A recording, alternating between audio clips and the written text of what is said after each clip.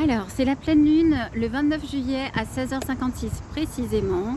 Et cette pleine lune, elle va mettre en lumière, et ben quoi, tout ce qui est, tous les rapports de force, les tentatives de manipulation, toute l'énergie plutonienne qu'il y a actuellement, qui est activée par l'opposition avec Jupiter et avec le Soleil également, qui est conjoint à Jupiter.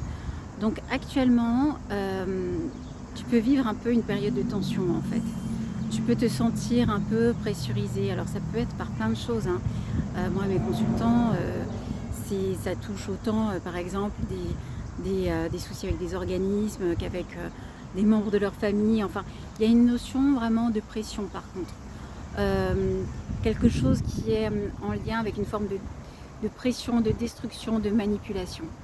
Alors, cette pleine lune, la lune là en Verseau, elle est disposée par Saturne, donc du coup ça nous amène encore d'autres énergies puisque Saturne est carré à Mercure. Donc effectivement, sur cette pleine lune, tu peux avoir à gérer une sorte d'affaire qui n'est pas classée depuis un petit moment. Ça peut être une affaire, enfin ça peut être quelque chose de familial, ça peut être quelque chose du passé qui revient là à la surface. Tu risques d'avoir un truc à gérer, lourd, assez anxiogène, où la communication risque un peu d'être difficile, hein, Saturne carré à Mercure.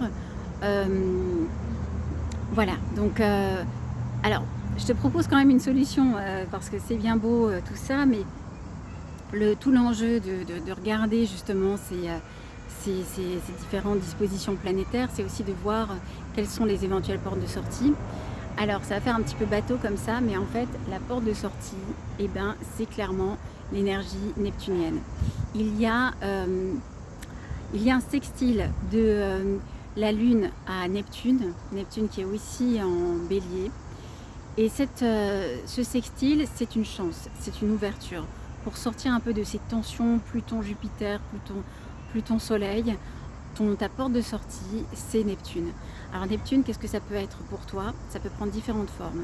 Ça peut être la foi. Pour certains, ça va être simplement de s'extraire en se reconnectant à sa foi, en étant dans les prières, ce genre de choses, en ayant confiance. Pour d'autres, ça peut être aussi beaucoup écouter son intuition. Il peut y avoir sur cette période des possibilités d'avoir des intuitions de meilleure compréhension, de façon plus intuitive, pas forcément de façon, enfin, sur la situation que tu traverses, sur cette période de tension, pas forcément de façon très rationnelle.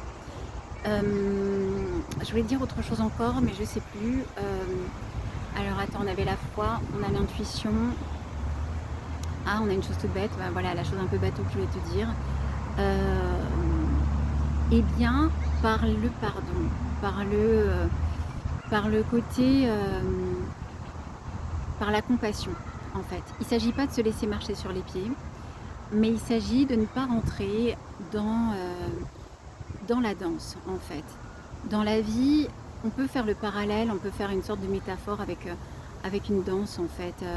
Quand on te propose, si par exemple quelqu'un vient et te propose de faire une sorte de rock acrobatique, tu ne sais pas danser le rock acrobatique, donc tu risques de te faire mal, donc tu vas refuser de danser. Bah là c'est pareil, si tu vois s'il y a des personnes autour de toi qui t'amènent un peu dans une sorte de bras de fer, de tension, de rapport de force, de rapport de domination,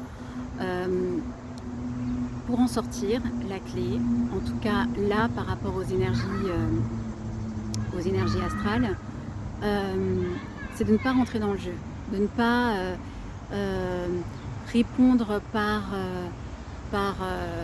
répondre de la colère par de la colère par exemple.